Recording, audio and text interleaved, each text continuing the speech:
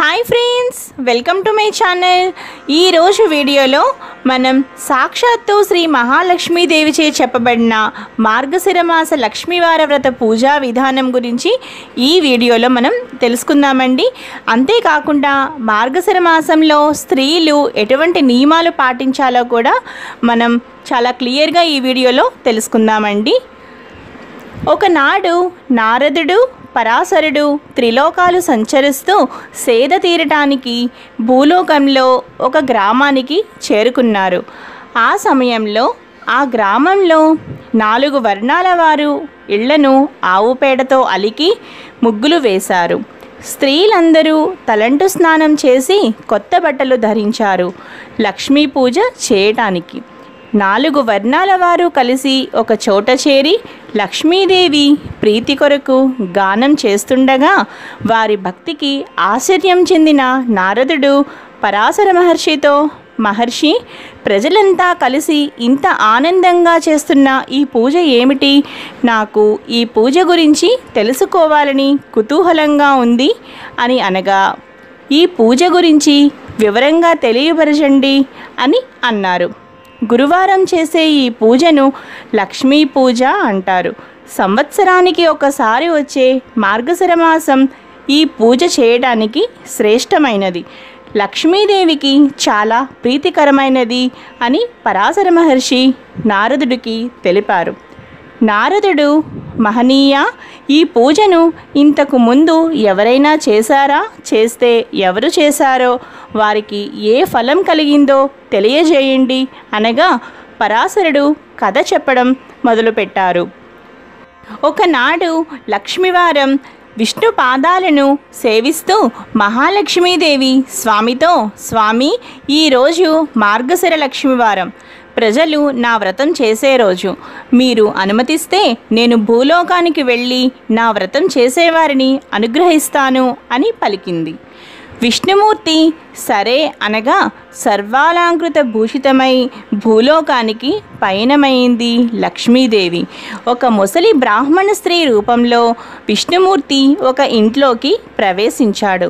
ఆ గ్రామంలో సంచరిస్తున్న మహాలక్ష్మీదేవి ఆ ఇంటికి ముందు వచ్చి, అవ్వా, ఈరోజు మార్గశిర గురువారం, లక్ష్మీ పూజ, ఇల్లు గోమయంతో అలికి ముగ్గు పెట్టలేదేమిటి అన్నది.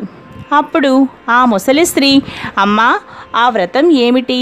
ఎలా చేయాలి? నువ్వు చెబితే నేను కూడా చేస్తాను అని అడుగగా మహాలక్ష్మి మందహాసంతో ఈ విధంగా పలికింది. మార్గశిర గురువారం ఉదయమే నిద్రలేచి ఇల్లు గోమయంతో అలికి ముగ్గులు పెట్టి లక్ష్మీదేవి పాదముద్రలను ముగ్గుతో వేయాలి. కొత్త కొలత పాత్రను తెచ్చి కడిగి ఎండబెట్టాలి. దానితో వివిధ రకాలైన ముగ్గులతో, బొమ్మలతో అందంగా తయారు చేయాలి. శుచిగా స్నానం చేసి ఒక పీటను తీసుకుని దానిని కడిగి దాని మీద కొత్త ధాన్యం పోయాలి. దాని మీద కొలత పాత్రను ఉంచి పసుపు నీటితో కడిగిన వక్కను ఉంచాలి. తెల్ల ధాన్యాన్ని ఈ మాసంలో కొలవాలి. మనసులో కోరికను చెప్పుకుని కొద్దిగా తెల్ల ధాన్యాన్ని కొలత పాత్ర మీద పోయాలి. ఎరుపు రంగు వస్త్రాన్ని దాని మీద ఉంచి ఎర్రని పూలతో పూజించి శ్రీ మహాలక్ష్మిని తలుచుకుని దీపారాధన చేయాలి. మొదట పాలు నైవేద్యంగా పెట్టాలి. తరువాత నూనె వాడకుండా నేతితో చేసిన పిండి వంటలను మాత్రమే నైవేద్యంగా పెట్టాలి. ఇది ఒక విధానం. లక్ష్మీదేవి ఆ అవ్వతో రెండవ విధానం చెప్పడం మొదలుపెట్టింది. రెండవ విధానం చాలా సులభమైనది. మార్గశిర శుక్ల దశమి తిథి గురువారం వచ్చిన రోజున నిష్ఠతో ఈ వ్రతాన్నే చేస్తే తప్పక సిరి వస్తుంది. ఈ వ్రత నైవేద్యం పంచి పెట్టకపోతే మాత్రం లక్ష్మీ కటాక్షం లభించదు. మనసును నిర్మలంగా ఉంచుకుని 10 మందిని పిలిచి ఈ వ్రతం చేయాలి. పసుపు కుంకుమలు పంచిపెడితే ఆ ఇంట లక్ష్మి తాండవిస్తుంది.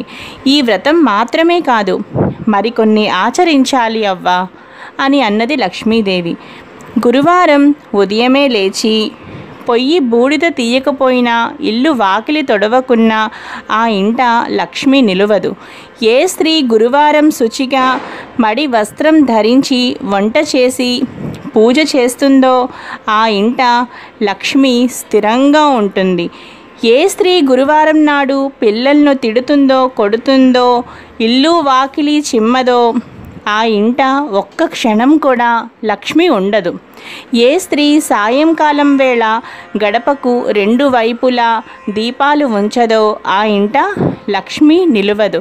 అంతేకాదు, ఆ ఇంట ధనానికి కూడా నష్టం కలుగుతుంది. అందువలన అదేవిధంగా గురువారం ఉడకని పదార్థాలు, నిషిద్ధ పదార్థాలు తినే ఇంట, అశుభ్ర ప్రదేశాలలో తిరగడం, అత్తామామలను దూషించడం, సేవించకపోవడం చేసే స్త్రీ ఇంట లక్ష్మి పాదం కూడా పెట్టదు. భోజనం ముందు తరువాత కాళ్ళు చేతులు ముఖము కడగని వారి ఇంట లక్ష్మి కనిపించదు. ఇతరులతో మాట్లాడుతూ ప్రతి మాటకు ఏ స్త్రీ అకారణంగా అసందర్భంగా గట్టిగా నవ్వుతుందో అక్కడ లక్ష్మి ఉండదు. ఏ స్త్రీ అందరి చేత అభిమానింపబడుతుందో, గౌరవించబడుతుందో అక్కడ లక్ష్మీదేవి ఉంటుంది. ఏ స్త్రీ గురువారం దాన ధర్మాలు పూజలు చేయదో, భర్తతో గొడవ పడుతుందో ఆ స్త్రీ పాపాత్మురాలిగా జీవిస్తుంది. గురువారం, అమావాస్య, సంక్రాంతి, ప్రతి నెల సంక్రమణం జరుగుతుంది. ఈ తిథులలో నిషిద్ధ పదార్థాలను తినే స్త్రీ నరకానికి వెళుతుంది. జ్ఞానంతో స్త్రీ పైన చెప్పబడ్డ 3 తిథులలో నిషిద్ధ పదార్థములను తినకుండా నక్తం చేయాలి. అంటే ఒంటిపూట మాత్రమే తింటూ లక్ష్మీదేవిని పూజిస్తుందో ఆ స్త్రీ ఇల్లు ధనధాన్య పుత్ర పౌత్రాదులతో వర్ధిల్లుతుంది. ప్రతి స్త్రీ తాను నిత్యం ఆచరించే పనులు ఆధారంగా చేసుకునే లక్ష్మీ అనుగ్రహం ఉంటుంది. ప్రతిరోజు ఉదయమే నిద్ర లేచి ముఖం కడుక్కోవాలి. అలా చేయని స్త్రీ ముఖం చూస్తేనే మహాపాతకాలు కలుగుతాయి. భుజించే సమయంలో పడమర, దక్షిణం దిక్కులకు కూర్చుని ముఖం పెట్టి భోజనం చేయకూడదు. అలాగే నిత్యం దీపారాధన చేయకుండా ఇంట్లో భోజనం చేయడం తగదు. చీకటి పడిన తరువాత తలకు నూనె రాయకూడదు. కట్టి విప్పిన బట్టలు, మురికిగా ఉన్న బట్టలను ఎక్కడ పడితే అక్కడ పడవేయడం పెద్ద దరిద్రం. భర్త అనుమతి తీసుకోకుండా అందరి ఇంటికి తిరిగే స్త్రీ ఇంట, భర్త మాట వినని స్త్రీ ఇంట, దైవం యందు బ్రాహ్మణుల యందు భక్తి విశ్వాసాలు లేనటువంటి, పూజలు చేయనటువంటి స్త్రీ ఇంట లక్ష్మీదేవి ఒక్క క్షణం కూడా ఉండదు. అందువల్ల అక్కడికి లక్ష్మీదేవి రాదు. నిత్య దరిద్రం ఆ ఇంట తాండవిస్తుంది అని లక్ష్మీదేవి ఆ ముసలి బ్రాహ్మణ స్త్రీకి లక్ష్మీదేవి వివరించి ఆ గ్రామంలో ప్రతి ఇంటిని చూసి రావడానికి బయలుదేరింది. ఆ సమయానికి ఆ గ్రామంలో ఉన్న స్త్రీలంతా నిద్రలోనే ఉండడం చూసి లక్ష్మీదేవి అసహ్యించుకుంది. ఆ ఊరి చివరకు వెళ్ళింది. అక్కడ ఒక పేద స్త్రీ ప్రతిరోజు ఇల్లుని గోమయంతో అలికి ముగ్గులు పెట్టేది. బియ్యపు పిండితో ముగ్గేసి లక్ష్మీదేవి పాదముద్రలను వేసి, లక్ష్మీదేవి విగ్రహం దగ్గర నిత్య దీపం పెట్టి, ధూపం వేసి, నైవేద్యాలు పెట్టి పద్మాసనంలో కూర్చుని నిత్యం లక్ష్మినే ఆరాధించేది ఆ పేద స్త్రీ.